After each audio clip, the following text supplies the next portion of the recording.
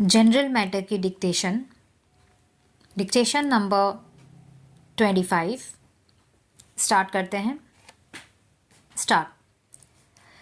Elections are essential part of democracy because democratic form of government is run by elected representatives of the people. Therefore, elections are periodically held to decide which party is favored by the people. Democracy presupposes elections after certain period to avoid rule by one party for a long period. In fact, the success of democracy requires enlightened electorate. So far, we have been complimenting our people for continuing electoral process since the first elections in the country. But the fact is that with massive illiteracy and politically ignorant masses, we do not have quality democracy. Elections are fought on caste, community, and religious lines. Elections are not over wider issues of corruption, terrorism, and economic issues.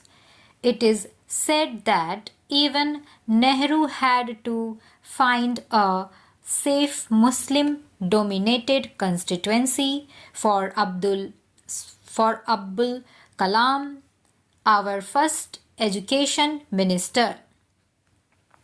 Today, our political leaders win elections by money and muscle power. Crime in its worst form is at full play.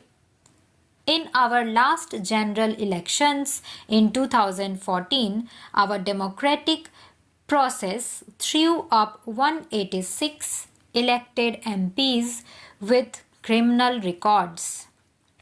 Cases against 1/3 of the winners were registered or pending. About 82% of the MPs were fabulously rich. The politics of communalism and muscle power supported by money is at its ugliest. Therefore, to make democracy the strength of the people, we need reforms. Democracy is hijacked by our leaders and they determined its character. People follow what our leaders, in their efforts to retain power, propose. There are many laws for fair election process, but the problem rises when they come to implementation exercise. First, there was the Representation of People Act 1951 to govern the process of holding just and fair elections. Since then, our political thinkers have suggested many reforms through Dinesh Goswami report in 1990, Indrajit Gupta Committee 1998, Law Commission Report 1999, National Commission to Review Working of the Constitution. But their recommendations have gone in vain. Recently, M. Lingdo Committee on Social Electoral Reforms suggested a number of reforms. The M. Lingdo Committee recommended restoration of Section 77 of the People Representative Act and limiting and auditing the expenditure made by a candidate during elections. 50% of the votes plus 1 are required to be made compulsory for declaring a candidate successful. A candidate should be debarred from contesting elections until cleared by the court. Restriction on opinion polls regulating the internal democratization of working of the political parties. These are some of the reforms recommended but not implemented. In fact, electoral reforms are the need of the day. The voters will thus become part and parcel of the entire electoral process and contribute largely to the success of democracy. Realizing this need, Election Commission has made several proposals for electoral reforms. The Commission is for clear provision against surrogate advertisements. The Commission has also suggested to include a column in the ballot paper, none of the above. The none of the above has now been introduced by the Election Commission of India.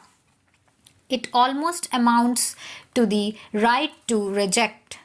The most important proposal relates to the publishing and auditing of the accounts of the political parties.